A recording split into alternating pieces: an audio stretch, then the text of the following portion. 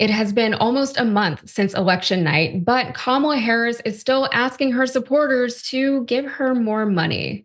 Just yesterday, the New York Post reported that Harris sent out a post election survey with a plea attached at the end to donate to the Harris Fight Fund. The survey cajoles respondents to reaffirm their commitment to a strong Democratic Party and standing up to Trump by chipping in with another donation. They suggest $50, but all amounts are welcome, promising contributors their grassroots support powers our party, complete with an asterisk that has no corresponding footnote. No corresponding footnote. That is embarrassing.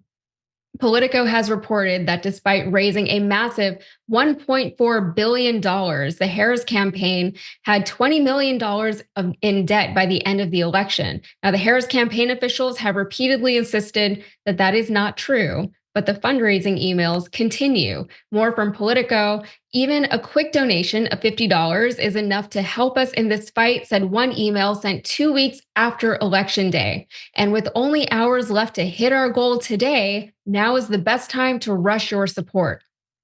The fundraising emails do not mention any outstanding debt.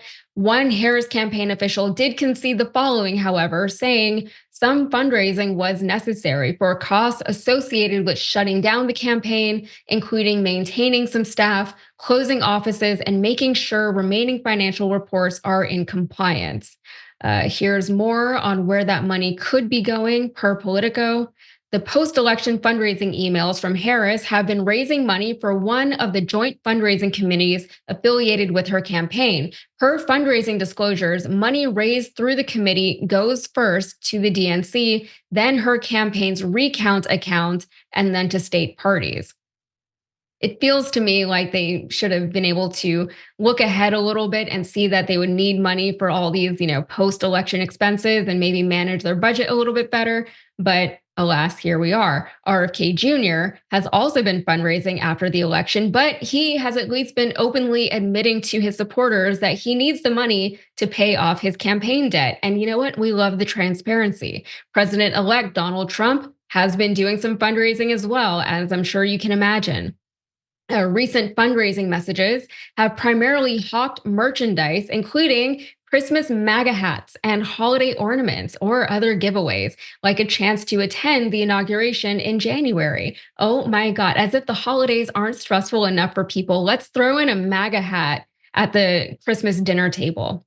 Trump has also mocked the Harris campaign for its massive spending, posting this on X just days after the election.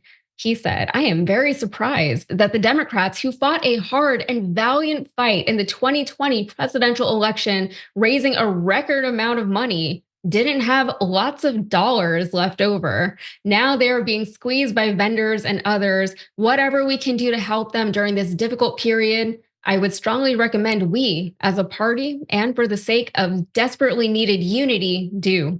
We have a lot of money left over in that our biggest asset in the campaign was earned media, and that doesn't cost very much. Make America great again. Wow. The Harris campaign spent $551 million on digital and TV ads, AKA paid media, and that's in comparison to Trump's earned media. I'll give my thoughts in a little bit, but I want to hear what you have to say first, Jordan. What are your thoughts on all this? This campaign was fueled and in many ways directed by the billionaire class. Where are they right now? You walked back your progressive economic messaging to appease them. Where are they to help? Did it work? How'd that pan out in the election?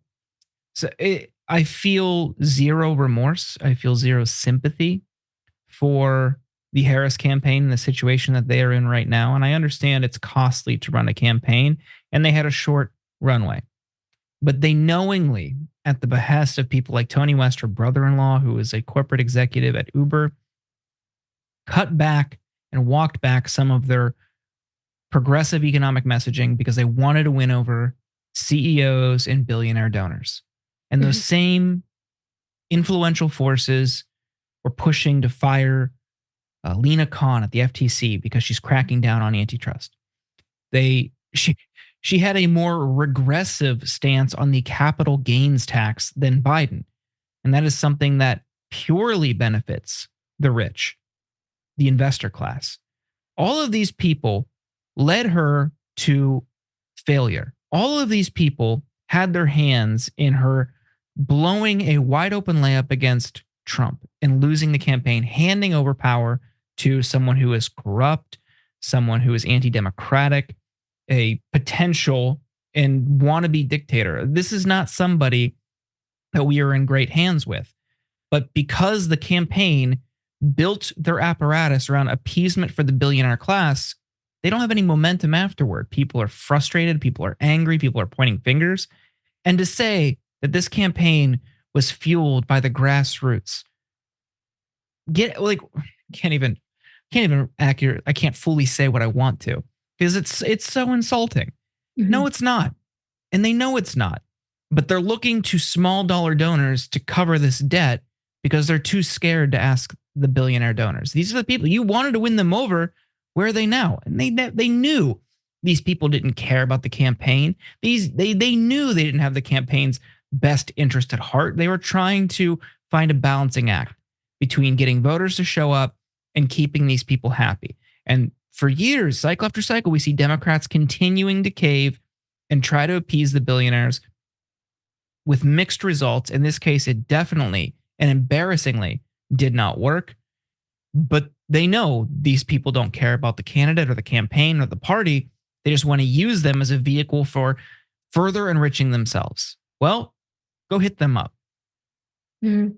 Yeah, I mean, this feels like a nightmare that won't end, right? It used to be that once a candidate lost a race, they would just go away for a while, if not ever. Now it's like no one ever goes away, and our phones are constantly being blown up with people who are supposed to have a ton of money, but instead they're just asking us for all of our money. And a big part of the reason why people are upset about all of this, about this most recent round of fundraising, is that the Democrats still don't seem to understand why they lost the election in November.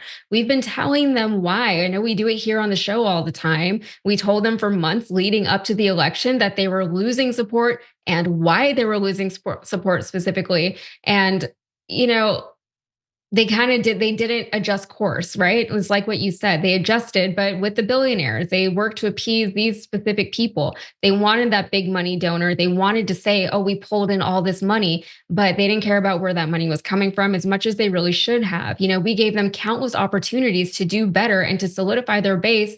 But instead of listening to critics and responding accordingly, they doubled down on their stances while again asking for more donations. And now the fear tactics aren't going to work anymore.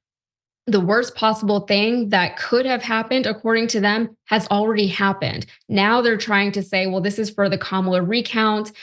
Maybe that'll work because people are so desperate to not have Trump in office, but I will have to see if it actually, results in them getting all this money that they apparently need. And the pandering won't work anymore either. We see them choose time and time again to maintain a status quo that just does not work for most Americans, rather than push the issues that do actually matter to the American people. They were bad at their messaging. They admitted that they were bad at messaging and then made no efforts to be better at it. And we saw them bet so big on celebrity endorsements that no one really asked for. The American people, especially Democratic voters, right now are very disappointed. And now it's like it's not the time to be asking for more money. Kamala, just read the room. That's how I feel. Any final thoughts there, Jordan, before we move on to our next story? I think you summed it up well. Right. It's insulting, and I think that the celebrity endorsement thing is a good encapsulation of how they misread the room.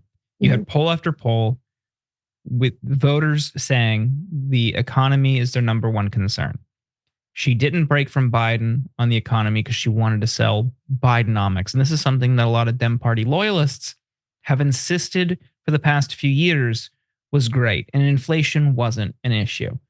And still, voters, because they could see their own bank accounts, they can see their bills, they can see their own material circumstances, said, we're struggling. We need economic help. The Harris campaign was not delivering on that, was not charting a different course, and was not giving them any solutions. Then you have, of course, all these billionaire donors and like the showing up with Mark Cuban and Reed Hastings and Liz Cheney, all of these people who are tremendously wealthy and powerful, insisting, well, we need to, you know, we need to protect democracy and these abstract things that don't really affect people's everyday lives. Mhm. It's good that we have them, but that's not what people are talking about at their kitchen table. They're worried about how they keep the lights on. And instead, they just said, "Oh, you're not really struggling. Inflation's not a big issue. You're being misled by TikTok and doomerist narratives around the economy."